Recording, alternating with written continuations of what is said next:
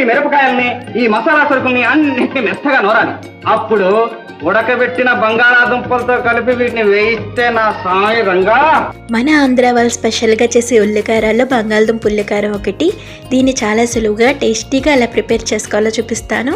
ముందుగా stove on చేసుకుని pan పెట్టుకుని ఆయిల్ వేసుకుని 1/2 స్పూన్ జీలకర్ర, 1/2 స్పూన్ ఆవాలు, 1 స్పూన్ మినపప్పు, 1 స్పూన్ శనగపప్పు, 7-8 ఎండుమిరపకాయలు, 1/2 స్పూన్ ధనియాలు వేసుకుని దూరగా వేగిన తర్వాత కొంచెం ఇంగువ వేసుకుని ఫస్ట్ మిక్సీ పట్టేసుకోవాలి.